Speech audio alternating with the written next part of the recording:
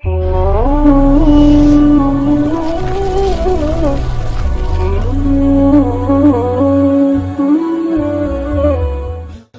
نے محدث کچھوچوی علیہ رحمہ سے کہا حضرت میں ایک مسئلہ پوچھنے آیا ہوں، فرمایا پوچھئے۔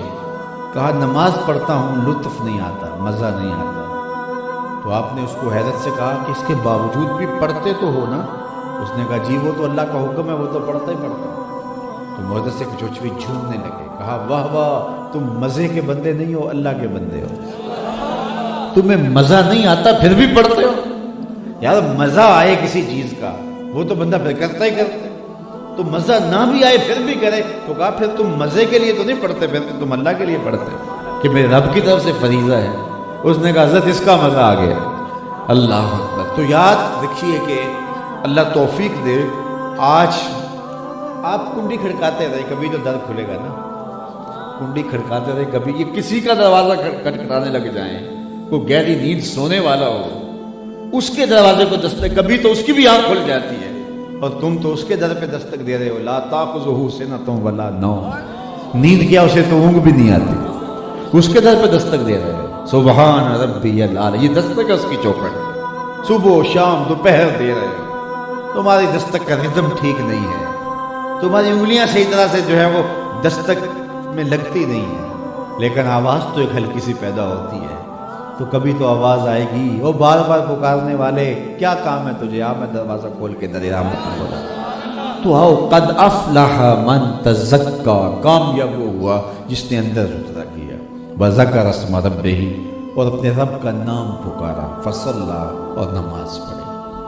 ہمارے بزرگ فرماتے تھے سونے سے پہلے 5 انگلیاں بھی گن لیا کرو اور 5 نمازیں بھی گن لیا کرو۔ اگر 5 نمازیں پوری ہیں تو اللہ کا شکر ادا کیا، اور اگر 5 نمازیں پوری نہیں ہیں تو اس سے بڑی بدبختی نہیں ہو سکتی۔ بعض لوگ کہتے ہیں میں نہیں نماز پڑھتا، میں کہتا ہوں تو کون ہوتا ہے نہ پڑھنے والا؟ تجھے اللہ بلاتا ہی نہیں، تجھے توفیق کے سجدہ ہی نصیب نہیں ہوتا۔ ورنہ جس نے آنکھیں دی، آنکھوں کو روشنی دی، کانوں کو شنوائی دی، خیالوں کو پاکیزگی دی، زبان کو جو ہے وہ بولنے کا سلیقہ دیا، قوت ذائقہ بخشی، دھڑکتا ہوا دل، کیا کچھ حضرت انسان کو اس نے عطا کیا، تو اس کے حضور سجدہ ریز نہیں ہوگا؟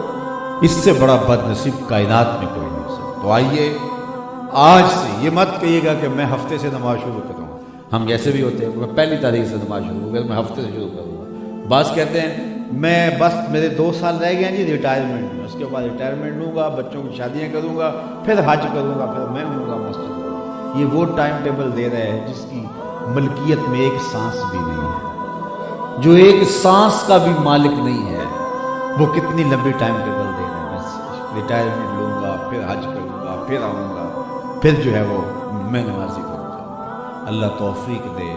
تو ابھی عشاء کا وقت موجود ہے، ابھی شروع ہوا جا رہا ہے، تو سوئیں رات عشاء پڑھ کے، اور کل سے نہیں آج سے شروع کریں زندگی کی باقی ماندہ قضا نمازوں کو بھی 1 کر کے، 2 کر کے، 4 کر کے، نمازوں کے ساتھ صرف فرض کو اور واجبات کو دوڑا لیں، وتر وغیرہ پڑھ لیں اور زندگی میں اس کو شامل کر لیں۔ آپ دیکھنا اس کا سرور کیا ہے، اس کا لذت کیا ہے، جب پیشانی جھکی ہوتی ہے اللہ کے حضور۔ اللہ اکبر۔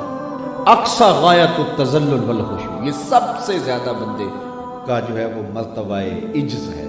اس سے بڑھ کر عجز کیا ہو سکتا ہے؟ انسان کے اشرف اعضاء سر میں ہے، دیکھنے کی قوت آنکھیں سر میں، بولنے کی قوت زبان سر میں، سونگنے کی قوت ناک سر میں، سننے کی قوت کان سر میں، سوچنے کی قوت دماغ سر میں، اور سر مالک کے در پہ، اور زبان سے کیا کہتا ہے؟ سبحان ربی الاعلی۔ ناک بھی رگڑ رہا ہے، ماتھا بھی رگڑ رہا ہے، اور عملاً بتا رہا ہے کہ میرے سے عاجز کوئی نہیں، اور زبان سے کیا کہہ رہا ہے؟ تیرے سے اونچا کوئی نہیں۔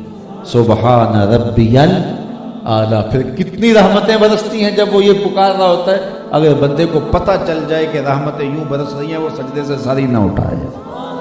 تو 5 گانا نماز زندگی میں شامل کر لو، کبھی بھی زندگی میں سے نماز۔ آپ حضور کے عاشق ہو، ماشاءاللہ، اللہ آپ کو مبارک کرے۔ حضور سے محبت کا ہم دم بھرنے والے لوگ ہیں، اللہ ہمیں مبارک کرے۔